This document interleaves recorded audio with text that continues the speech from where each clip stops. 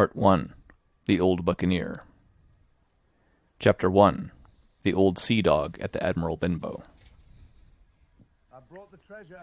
Squire Trelawney, Dr. Livesey, and the rest of these gentlemen having asked me to write down the whole particulars about Treasure Island, from the beginning to the end, keeping nothing back but the bearings of the island, and that only because there is still treasure not yet lifted, I take up my pen in the year of grace, 17 blank, and go back to the time when my father kept the Admiral Benbow Inn, and the brown old seaman with the sabre cut first took up his lodging under our roof.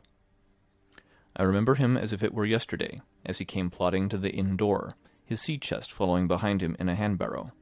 A tall, strong, heavy, nut-brown man, his tarry pigtail falling over the shoulder of his soiled blue coat, his hands ragged and scarred, with black broken nails, and the sabre cut across one cheek, a dirty, livid white. I remember him looking around the cove, and whistling to himself as he did so, and then breaking out in that old sea-song that he sang so often afterwards. 15 men on the dead man's chest, yo-ho-ho, and a bottle of rum, in the high, old, tottering voice that seemed to have been tuned and broken at the capstan bars. Then he rapped on the door with a bit of stick like a handspike that he carried, and when my father appeared, called roughly for a glass of rum. This, when it was brought to him, he drank slowly, like a connoisseur, lingering on the taste, and still looking about him at the cliffs and up at our signboard. "This is a handy cove," says he at length, "and a pleasant-situated grog-shop. Much company, mate?" My father told him no, very little company, the more was the pity. "Well, then," said he, "this is the berth for me. Here, you, matey," he cried to the man who trundled the barrow. "Bring up alongside and help up my chest. I'll stay here a bit," he continued. "I'm a plain man. Rum and bacon and eggs is what I want, and that head up there for to watch ships off. What you might call me? You might call me captain. Oh, I see what you're at. There." And he threw down 3 or 4 gold pieces on the threshold. "You can tell me when I've worked through that," says he, looking as fierce as a commander. And indeed, bad as his clothes were, and coarsely as he spoke, he had none of the appearance of a man who sailed before the mast, but seemed like a mate or skipper, accustomed to be obeyed or to strike. The man who came with the barrow told us the mail had set him down the morning before at the Royal George, that he had inquired what inns there were along the coast, and hearing ours well spoken of, I suppose, and described as lonely, had chosen it from the others for his place of residence. And that was all we could learn of our guest. He was a very silent man by custom. All day he hung round the cove or upon the cliffs with a brass telescope. All evening he sat in a corner of the parlour, next the fire, and drank rum and water very strong. Mostly he would not speak when spoken to, only look up sudden and fierce and blow through his nose like a foghorn, and we and the people who came about our house soon learned to let him be. Every day when he came back from his stroll, he would ask if any seafaring men had gone by along the road. At first we thought it was the want of company of his own kind that made him ask this question, but at last we began to see that he was desirous to avoid them. When a seaman did put up at the Admiral Benbow, as now and then some did, making by the coast road for Bristol, he would look in at him through the curtained door before he entered the parlour, and he was always sure to be as silent as a mouse when any such was present. For me, at least, there was no secret about the matter, for I was, in a way, a sharer in his alarms. He had taken me aside one day, and promised me a silver 4penny on the 1st of every month, if I would only keep my weather eye open for a seafaring man with one leg, and let him know the moment he appeared. Often enough, when the 1st of the month came round, and I applied to him for my wage, he would only blow through his nose at me, and stare me down. But before the week was out, he was sure to think better of it, bring me my 4penny piece, and repeat his orders to look out for the seafaring man with one leg. How that personage haunted my dreams I need scarcely tell you. On stormy nights, when the wind shook the 4 corners of the house, and the surf roared along the cove and up the cliffs, I would see him in 1,000 forms, and with 1,000 diabolical expressions. Now the leg would be cut off at the knee, now at the hip. Now he was a monstrous kind of creature who never had but the one leg, and that in the middle of his body. To see him leap and run and pursue me over hedge and ditch was the worst of nightmares. And altogether I paid pretty dear for my monthly fourpenny piece in the shape of these abominable fancies. But though I was so terrified by the idea of the seafaring man with one leg, I was far less afraid of the captain himself than anybody else who knew him. There were nights when he took a deal more rum and water than his head would carry, and then he would sometimes sit and sing his wicked old wild sea-songs, minding nobody. But sometimes he would call for glasses round, and force all the trembling company to listen to his stories or bear a chorus to his singing. Often I have heard the house shaking with yo-ho-ho and a bottle of rum, all the neighbors joining in for dear life, with the fear of death upon them, and each singing louder than the other to avoid remark. For in these fits he was the most overriding companion ever known. He would slap his hand on the table for silence all round. He would fly up in a passion of anger at a question, or sometimes because none was put, and so he judged the company was not following his story. Nor would he allow anyone to leave the inn till he had drunk himself sleepy and reeled off to bed. His stories were what frightened people worst of all. Dreadful stories they were, about hanging and walking the plank, and storms at sea, and the dry Tortugas, and wild deeds in places on the Spanish Main.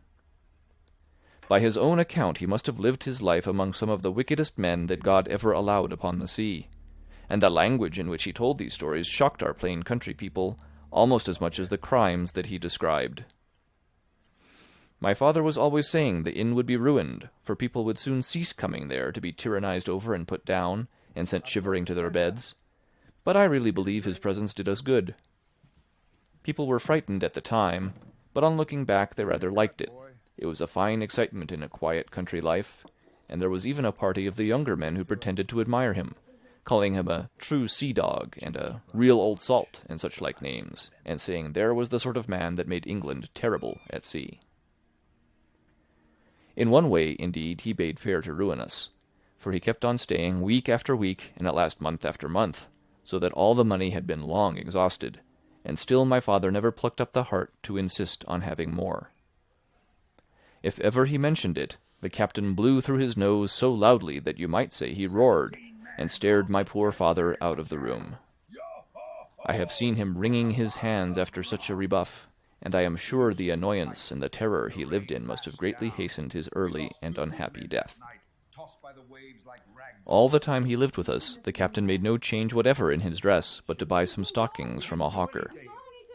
One of the cocks of his hat having fallen down, he let it hang from that day forth, though it was a great annoyance when it blew. I remember the appearance of his coat, which he patched himself upstairs in his room, and which, before the end, was nothing but patches. He never wrote or received a letter, and he never spoke with any but the neighbors, and with these, for the most part, only when drunk on rum. The great sea-chest none of us had ever seen open. He was only once crossed, and that was towards the end, when my poor father was far gone in the decline that took him off. Dr. Livesey came late one afternoon to see the patient, took a bit of dinner from my mother, and went into the parlour to smoke a pipe until his horse should come down from the hamlet, for we had no stabling at the old Benbow. I followed him in, and I remember observing the contrast the neat, bright doctor, with his powder as white as snow, and his bright black eyes and pleasant manners, made with the coltish country folk, and above all with that filthy, heavy, bleared scarecrow of a pirate of ours, sitting, far gone in rum, with his arms on the table. Suddenly he, the captain that is, began to pipe up his eternal song. 15 men on the dead man's chest, yo-ho-ho, and a bottle of rum. Drink and the devil had done for the rest, yo-ho-ho, and a bottle of rum. At first I had supposed the dead man's chest to be that identical big box of his upstairs in the front room, and the thought had been mingled in my nightmares with that of the one-legged seafaring man. But by this time we had all long ceased to pay any particular notice to the song. It was new that night to nobody but Dr. Livesey, and on him I observed it did not produce an agreeable effect, for he looked up for a moment quite angrily before he went on with his talk to old Taylor, the gardener, on a new cure for the rheumatics.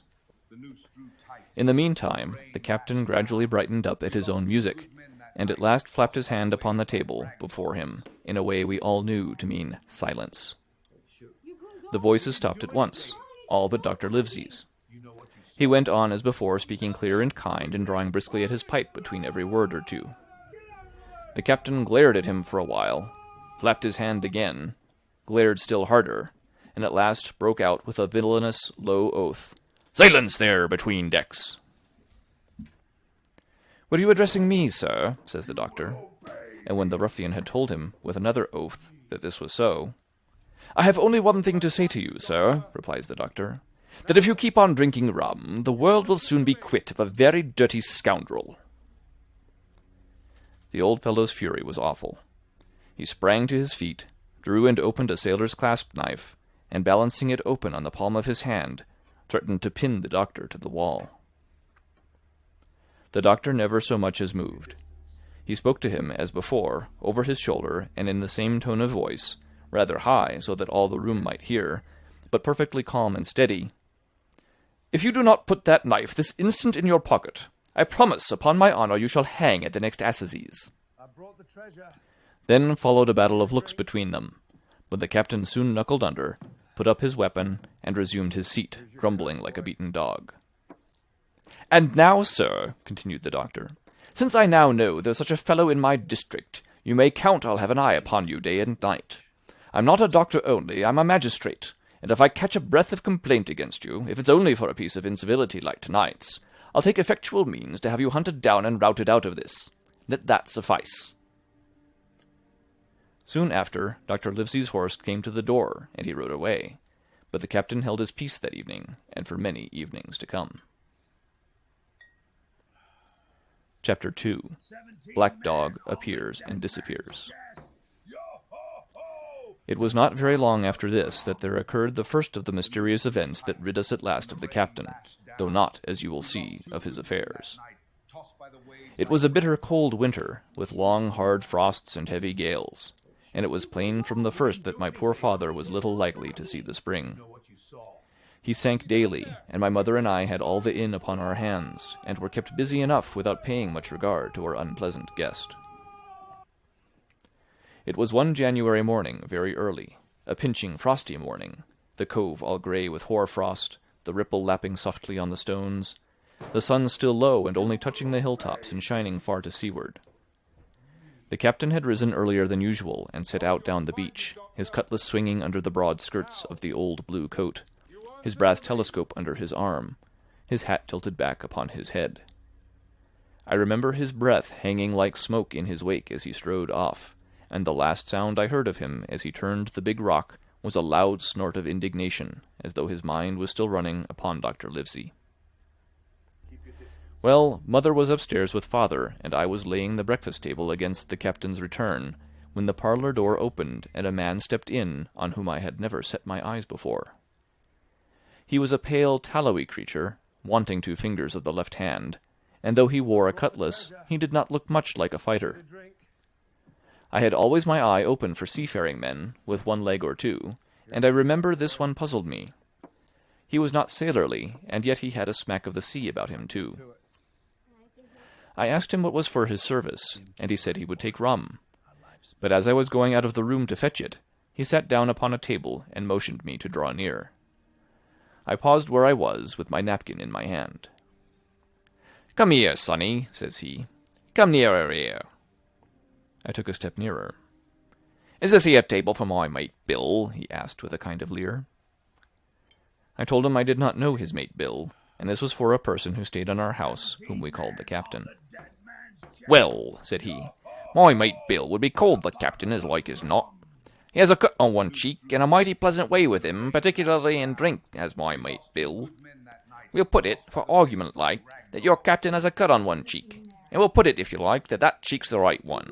Ah, well, I told you. Now, is my mate Bill in this here house?" I told him he was out walking. "Which way, sonny? Which way is he gone?" And when I had pointed out the rock, and told him how the captain was likely to return, and how soon, and answered a few other questions, "Ah," said he, "this'll be as good as drink to my mate Bill." The expression of his face as he said these words was not at all pleasant. and I had my own reasons for thinking that the stranger was mistaken, even supposing he meant what he said. But it was no affair of mine, I thought, and besides, it was difficult to know what to do. The stranger kept hanging about just inside the inn door, peering round the corner like a cat waiting for a mouse. Once I stepped out myself into the road, but he immediately called me back, and as I did not obey quick enough for his fancy, a most horrible change came over his tallowy face, and he ordered me in with an oath that made me jump. As soon as I was back again, he returned to his former manner, half fawning, half sneering, patted me on the shoulder, told me I was a good boy, and he had taken quite a fancy to me. "I have a son of my own," said he, "as like you as 2 blocks, and he's all the pride of my heart. But the great thing for boys is discipline, sonny, discipline. Now, if you had sailed along of Bill, you wouldn't have stood there to be spoke to twice, not you. That was never Bill's way, nor the way of such as sailed with him. And here, sure enough, is my mate Bill, with a spy-glass under his arm, bless his old heart, to be sure. You and me'll just go back into the parlour, sonny, and get behind the door, and we'll give Bill a little surprise. Bless his heart, I say again." So saying, the stranger backed along with me into the parlour, and put me behind him in the corner, so that we were both hidden by the open door. I was very uneasy and alarmed, as you may fancy, and it rather added to my fears to observe that the stranger was certainly frightened himself. He cleared the hilt of his cutlass, and loosened the blade in its sheath, and all the time we were waiting there, he kept swallowing, as if he felt what we used to call a lump in the throat. At last in strode the captain, slammed the door behind him, without looking to the right or left, and marched straight across the room to where his breakfast awaited him. "Bill," said the stranger, in a voice that I thought he had tried to make bold and big. The captain spun round on his heel and fronted us. All the brown had gone out of his face, and even his nose was blue. He had the look of a man who sees a ghost, or the evil one, or something worse, if anything can be, and upon my word I felt sorry to see him, all in a moment turned so old and sick. "Come, Bill, you know me. You know an old shipmate, Bill, surely," said the stranger. The captain made a sort of gasp. "Black dog!" said he. "And who else?" returned the other, getting more at his ease. "Black dog as ever was. Come for to see his old shipmate Billy at the Admiral Benbow Inn. Ah, Bill, we have seen a sight of times, us 2, since I lost them 2 talons," holding up his mutilated hand. "Now look here," said the captain. "You've run me down. Here I am. Well then, speak up. What is it?" "That's you, Bill," returned Black Dog. "You're in the right of it, Billy. I'll have a glass of rum from this dear child here, as I've took such a liking to, and we'll sit down, if you please, and talk square like old shipmates." When I returned with the rum, they were already seated on either side of the captain's breakfast table, Black Dog next to the door, and sitting sideways, so as to have one eye on his old shipmate, and one, as I thought, on his retreat. He bade me go and leave the door wide open. "None of your keels for me, sonny," he said, and I left them together and retired into the bar. For a long time, though I certainly did my best to listen, I could hear nothing but a low gabbling, but at last the voices began to grow higher, and I could pick up a word or two, mostly oaths, from the captain. "No, no, no, no, and an end of it," he cried once. And again, "If it comes to swinging, swing all, say I." Then all of a sudden, there was a tremendous explosion of oaths and other noises. The chair and table went over in a lump, a clash of steel followed, and then a cry of pain, and the next instant I saw Black Dog in full flight, and the captain hotly pursuing, both with drawn cutlasses, and the former streaming blood from the left shoulder. Just at the door, the captain aimed at the fugitive one last tremendous cut, which would certainly have split him to the chin, had it not been intercepted by our big signboard of Admiral Benbow. You may see the notch on the lower side of the frame to this day. That blow was the last of the battle. Once out upon the road, Black Dog, in spite of his wound, showed a wonderful clean pair of heels, and disappeared over the edge of the hill in half a minute. The captain, for his part, stood staring at the signboard like a bewildered man. Then he passed his hand over his eyes several times, and at last turned back into the house. "Jim," says he, "rum!" And as he spoke, he reeled a little and caught himself with one hand against the wall. "Are you hurt?" cried I. "Rum!" he repeated. "I must get away from here. Rum! Rum!" I ran to fetch it, but I was quite unsteadied by all that had fallen out, and I broke one glass and fouled the tap, and while I was still getting in my own way, I heard a loud fall in the parlour, and running in, beheld the captain lying full length upon the floor. At the same instant my mother, alarmed by the cries and fighting, came running downstairs to help me. Between us we raised his head. He was breathing very loud and hard, but his eyes were closed and his face a horrible colour. "Dear, dearie me!" cried my mother. "What a disgrace upon the house, and your poor father sick!" In the meantime, we had no idea what to do to help the captain, nor any other thought but that he had got his death hurt in the scuffle with the stranger. I got the rum, to be sure, and tried to put it down his throat, but his teeth were tightly shut and his jaws as strong as iron. It was a happy relief for us when the door opened and Dr. Livesey came in, on his visit to my father. "Oh, doctor," we cried, "what shall we do? Where is he wounded?" "Wounded? A fiddlestick's end," said the doctor. "No more wounded than you or I. The man has had a stroke, as I warned him. Now, Mrs. Hawkins, just you run upstairs to your husband and tell him, if possible, nothing about it. For my part, I must do my best to save this fellow's trebly worthless life. Jim, you get me a basin." When I got back with the basin, the doctor had already ripped up the captain's sleeve and exposed his great sinewy arm. It was tattooed in several places. "Here's luck," "A fair wind," and "Billy Bones his fancy" were very neatly and clearly executed on the forearm, and up near the shoulder there was a sketch of a gallows and a man hanging from it, done, as I thought, with great spirit. "Prophetic," said the doctor, touching this picture with his finger. "And now, Master Billy Bones, if that be your name, we'll have a look at the colour of your blood. Jim," he said, "are you afraid of blood?" "No, sir," said I. "Well, then," said he, "you hold the basin." And with that he took his lancet and opened a vein. A great deal of blood was taken before the captain opened his eyes and looked mistily about him. First he recognized the doctor with an unmistakable frown. Then his glance fell upon me, and he looked relieved. But suddenly his colour changed, and he tried to raise himself, crying, "Where's Black Dog?" "There is no black dog here," said the doctor, "except what you have on your own back. You have been drinking rum. You have had a stroke, precisely as I told you, and I have just, very much against my own will, dragged you head foremost out of the grave. Now, Mr. Bones—" "That's not my name," he interrupted. "Much I care," returned the doctor. "It's the name of a buccaneer of my acquaintance, and I call you by it for the sake of shortness. And what I have to say to you is this. One glass of rum won't kill you, but if you take one, you'll take another, and another, and I stake my wig, if you don't break off short, you'll die.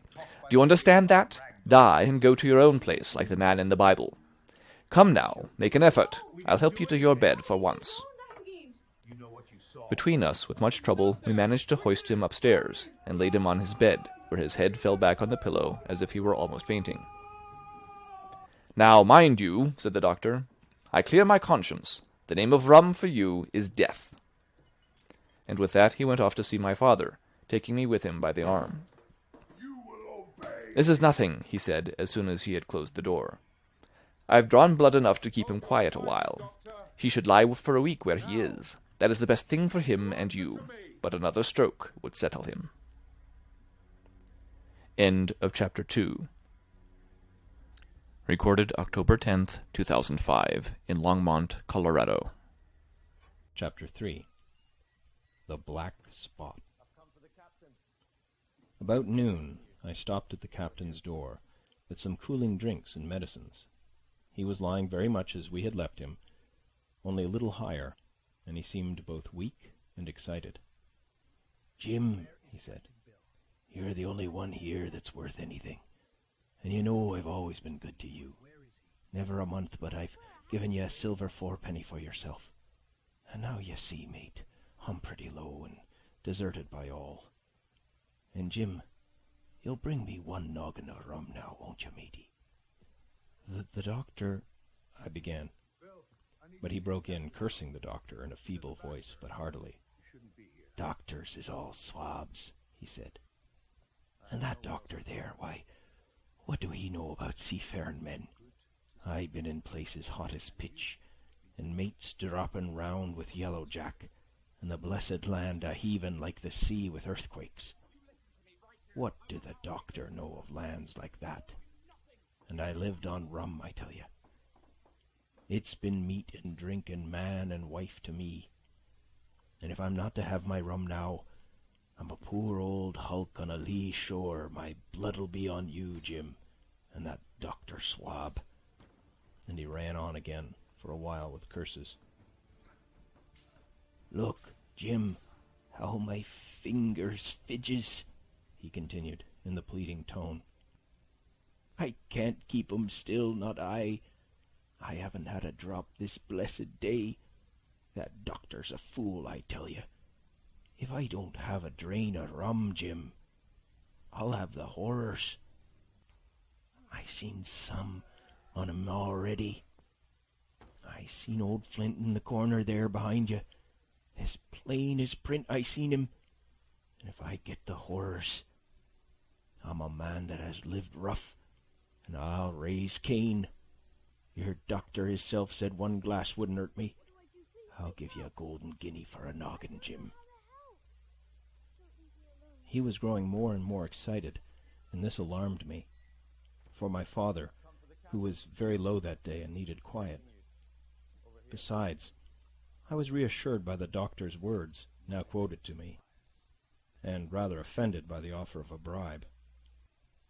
"I want none of your money," said I, "but what you owe my father. I'll get you one glass and no more." When I brought it to him, he seized it greedily and drank it out. Aye, said he, "that's some better, sure enough. And now, matey, did that doctor say how long I was to lie here in this old berth?" "A week at least," said I. "Thunder!" he cried. "A week? I can't do that. They'd have the black spot on me by then. The lubbers is going about to get the wind of me this blessed moment. Lubbers as couldn't keep what they got, and want to nail what is another's. Is that seamanly behaviour now, I want to know? But I'm a saving soul. I never wasted good money o' mine, nor lost it neither, and I'll trick 'em again. I'm not afraid on them. I'll shake out another reef, matey, and daddle 'em again." As he was thus speaking, he had risen from bed with great difficulty, holding to my shoulder with a grip that almost made me cry out, and moving his legs like so much dead weight. His words, spirited as they were in meaning, contrasted sadly with the weakness of the voice in which they were uttered. He paused when he had got into a sitting position on the edge. "The doctor's done me," he murmured. "My ears is singing. Lay me back." Before I could do much to help him, he had fallen back again to his former place, where he lay for a while silent. "Jim," he said at length, "you saw that seafaring man today?" "Black Dog?" I asked. "Ah, Black Dog," says he. "He's a bad 'un, but there's worse that put him on. Now, if I can't get away nohow, and they tip me the black spot, mind you, it's my old sea chest they're after.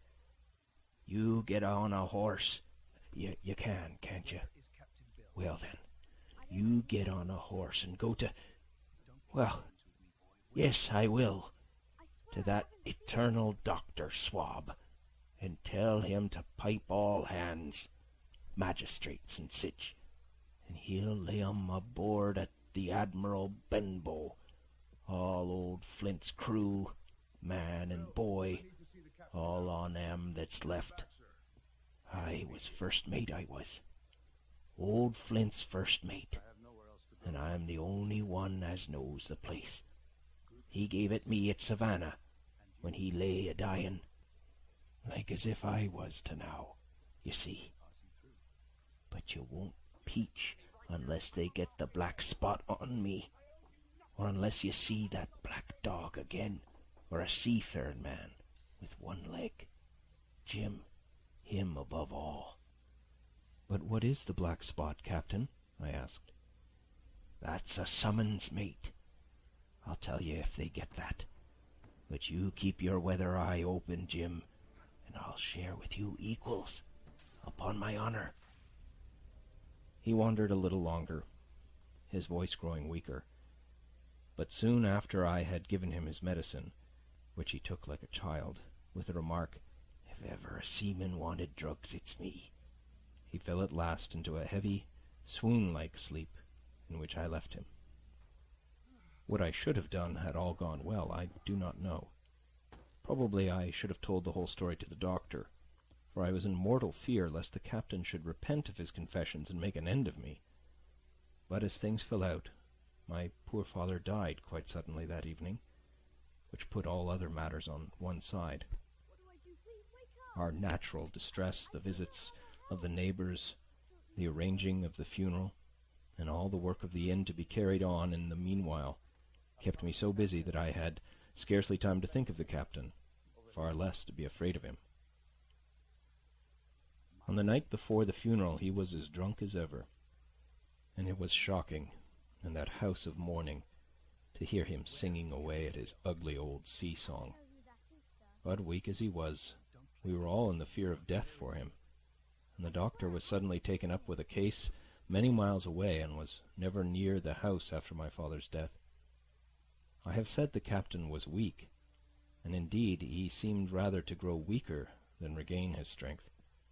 He clambered up and down stairs, and went from the parlour to the bar and back again, and sometimes put his nose out of doors to smell the sea, holding on to the walls as he went for support, and breathing hard and fast, like a man on a steep mountain. He never particularly addressed me, and it is my belief he had as good as forgotten his confidences. But his temper was more flighty, and allowing for his bodily weakness, more violent than ever. He had an alarming way now when he was drunk of drawing his cutlass and laying it bare before him on the table. But with all that, he minded people less and seemed shut up in his own thoughts and rather wandering.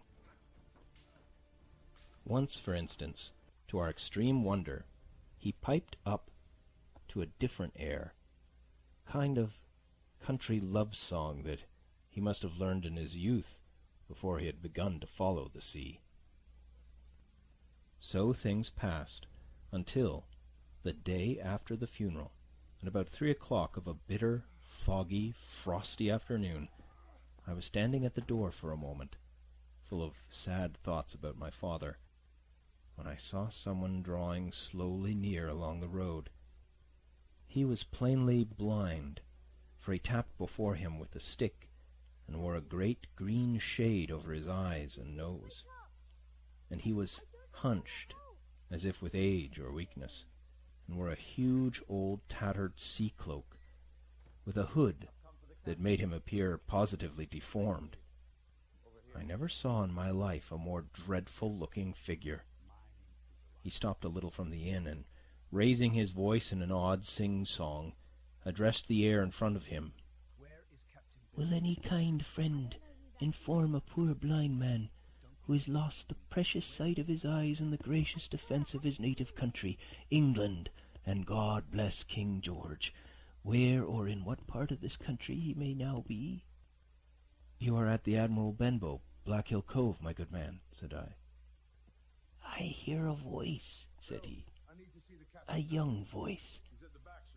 Will you give me your hand, my kind young friend, and lead me in?" I held out my hand, and the horrible, soft-spoken, eyeless creature gripped it in a moment like a vice. I was so startled that I struggled to withdraw, but the blind man pulled me close up to him with a single action of his arm. "Now, boy," he said, "take me in to the captain."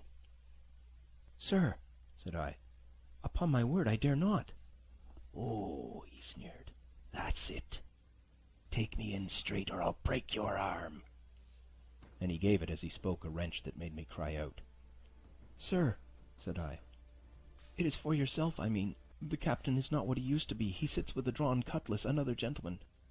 "Come now, march," interrupted he, and I never heard a voice so cruel and cold and ugly as that blind man's. Cowed me more than the pain, and I began to obey him at once, walking straight in at the door and towards the parlour, where our sick old buccaneer was sitting, dazed with rum.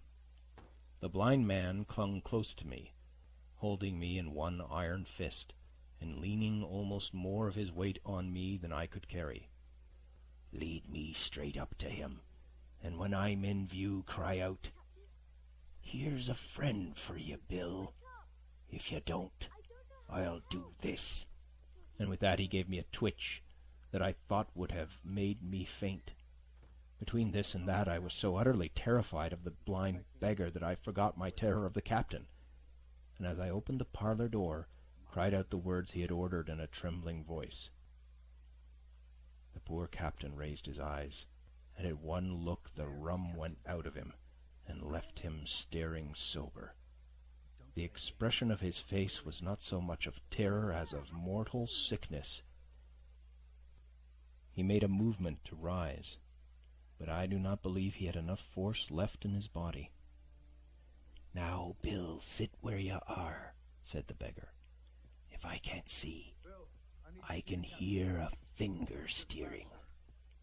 Business is business. Hold out your left hand.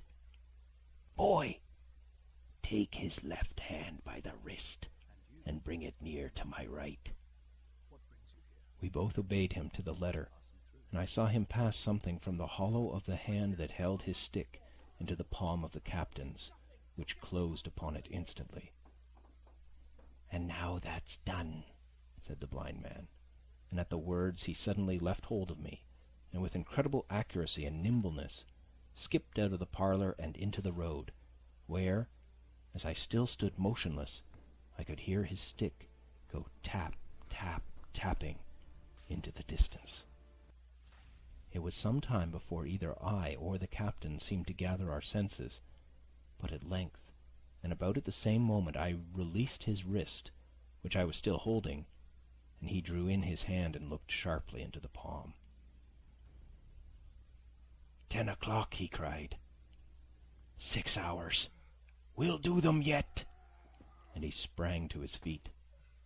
Even as he did so, he reeled, put his hand to his throat, stood swaying for a moment, and then, with a peculiar sound, fell from his whole height face foremost to the floor. I ran to him at once, calling to my mother, but haste was all in vain. The captain had been struck dead by thundering apoplexy. It is a curious thing to understand, for I had certainly never liked the man, though of late I had begun to pity him. But as soon as I saw that he was dead, I burst into a flood of tears. It was the second death I had known, and the sorrow of the first was still fresh in my heart. End of Chapter 3. Chapter 4. The Sea Chest. I lost no time, of course, in telling my mother all that I knew, and perhaps should have told her long before, and we saw ourselves at once in a difficult and dangerous position. Some of the man's money, if he had any, was certainly due to us, but it was not likely that our captain's shipmates, above all the 2 specimens seen by me, Black Dog and the blind beggar, would be inclined to give up their booty in payment of the dead man's debts. The captain's order to mount at once and ride for Dr. Livesey would have left my mother alone and unprotected, which was not to be thought of. Indeed, it seemed impossible for either of us to remain much longer in the house. The fall of coals in the kitchen grate, the very ticking of the clock filled us with alarms. The neighbourhood, to our ears, seemed haunted by approaching footsteps, and what between the dead body of the captain on the parlour floor and the thought of that detestable blind beggar hovering near at hand and ready to return. There were moments when, as the saying goes, I jumped in my skin for terror. Something must speedily be resolved upon, and it occurred to us at last to go forth together and seek help in the neighbouring hamlet. No sooner said than done. Bareheaded as we were, we ran out at once in the gathering evening and the frosty fog. The hamlet lay not many 100 yards away, though out of view, on the other side of the next cove, and what greatly encouraged me, it was in an opposite direction from that whence the blind man had made his appearance, and whither he had presumably returned. We were not many minutes on the road, though we sometimes stopped to lay hold of each other and hearken. But there was no unusual sound, nothing but the low wash of the ripple and the croaking of the inmates of the woods. It was already candlelight when we reached the hamlet, and I shall never forget how much I was cheered to see the yellow shine in doors and windows. But that, as it proved, was the best of the help we were likely to get in that quarter, for you would have thought men have been ashamed of themselves. No soul would consent to return with us to the Admiral Benbow. The more we told of our troubles, the more, man, woman, and child, they clung to the shelter of their houses. The name of Captain Flint, though it was strange to me, was well enough known to some there, and carried a great weight of terror. Some of the men who had been to field work on the far side of the Admiral Benbow remembered, besides, to have seen several strangers on the road, and taking them to be smugglers, to have bolted away, and one at least had seen a little lugger in what we called Kit's Hole. For that matter, anyone who was a comrade of the captain's was enough to frighten them to death. And the short and the long of the matter was, that while we could get several who were willing enough to ride to Dr. Livesey's, which lay in another direction, not one would help us to defend the inn. They say cowardice is infectious, but then argument is, on the other hand, a great emboldener. And so, when each had said his say, my mother made them a speech. She would not, she declared, lose money that belonged to her fatherless boy. "If none of the rest of you dare," she said, "Jim and I dare. Back we will go, the way we came, and small thanks to you big, hulking, chicken-hearted men. We'll have that chest open, if we die for it. And I'll thank you for that bag, Mrs. Crossley, to bring back our lawful money in." Of course I said I would go with my mother, and of course they all cried out at our foolhardiness. But even then, not a man would go along with us. All they would do was to give me a loaded pistol, lest we were attacked, and to promise to have our horses ready saddled, in case we were pursued on our return, while one lad was to ride forward to the doctor's in search of armed assistance. My heart was beating finely when we two set forth in the cold night upon this dangerous venture. A full moon was beginning to rise, and peered redly through the upper edges of the fog, and this increased our haste, for it was plain, before we came forth again, that all would be as bright as day, and our departure exposed to the eyes of any watchers. We slipped along the hedges, noiseless and swift, nor did we see or hear anything to increase our terrors, till, to our relief, the door of the Admiral Benbow had closed behind us. I slipped the bolt at once, and we stood and panted for a moment in the dark, alone in the house with the dead captain's body. Then my mother got a candle in the bar, and holding each other's hands, we advanced into the parlour. He lay as we had left him, on his back, with his eyes open and one arm stretched out. "Draw down the blind, Jim," whispered my mother. "They might come and watch outside. And now," said she when I had done so, "we have to get the key off that. And who's to touch it, I should like to know." and she gave a kind of sob as she said the words. I went down on my knees at once. On the floor, close to his hand, there was a little round of paper, blackened on the one side. I could not doubt that this was the black spot, and taking it up, I found written on the other side, in a very good, clear hand, this short message: "You have till 10 tonight." "He had till 10, Mother," said I, and just as I said it, our old clock began striking. This sudden noise startled us shockingly, but the news was good, for it was only 6. "Now, Jim," she said, "that key." I felt in his pockets, one after another, a few small coins, a thimble, and some thread and big needles, a piece of pigtail tobacco bitten away at the end, his gully with the crooked handle, a pocket compass, and a tinder box were all that they contained, and I began to despair. "Perhaps it's round his neck," suggested my mother. Overcoming a strong repugnance, I tore open his shirt at the neck, and there, sure enough, hanging to a bit of tarry string, which I cut with his own gully, we found the key. At this triumph we were filled with hope, and hurried upstairs without delay to the little room where he had slept so long, and where his box had stood since the day of his arrival.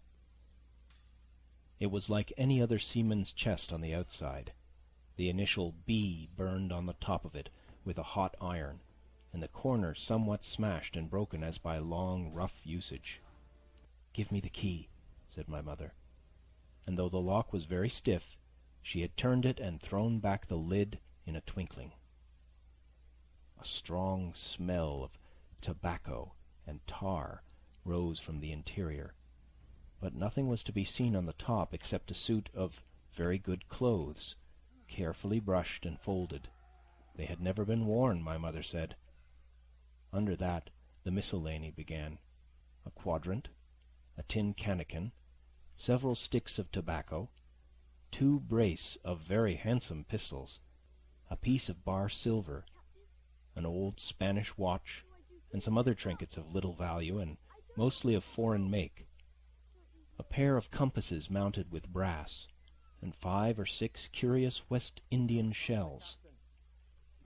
I have often wondered since why he should have carried about these shells with him in his wandering, guilty, and hunted life. In the meantime, we had found nothing of any value but the silver and the trinkets, and neither of these were in our way. Underneath there was an old boat cloak, whitened with sea salt on many a harbour bar. My mother pulled it up with impatience, and there lay before us the last things in the chest: a bundle tied up in oilcloth and looking like papers, and a canvas bag that gave forth, at a touch, the jingle of gold.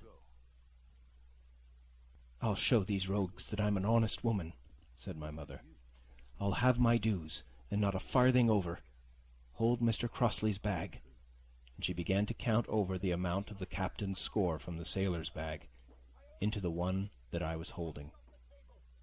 It was a long, difficult business, for the coins were of all countries and sizes, doubloons and louis d'ors, and guineas, and pieces of 8, and I know not what besides, all shaken together at random. The guineas, too, were about the scarcest, and it was with these only that my mother knew how to make her count.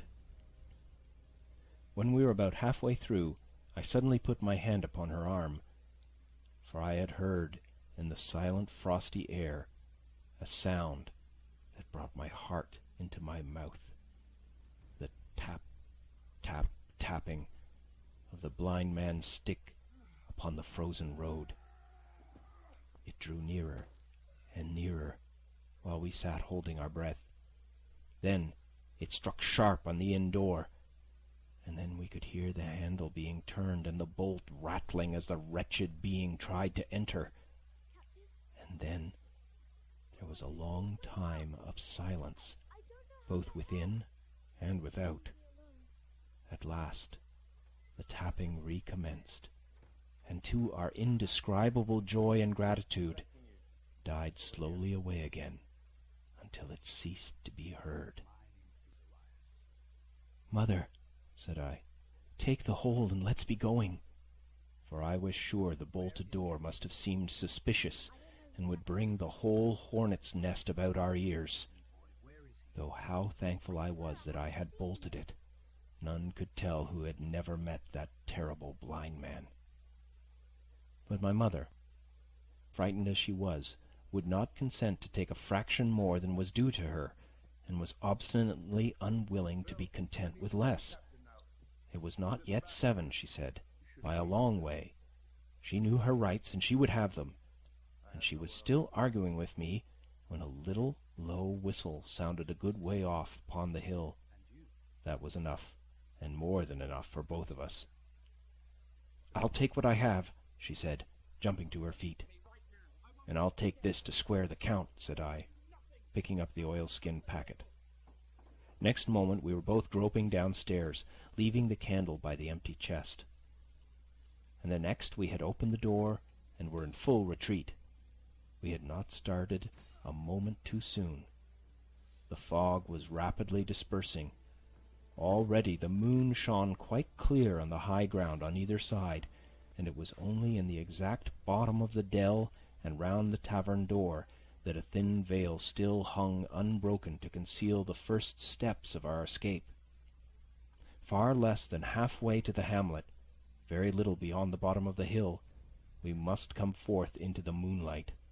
Nor was this all, for the sound of several footsteps running came already to our ears, and as we looked back in their direction, a light, tossing to and fro and still rapidly advancing, showed that one of the newcomers carried a lantern.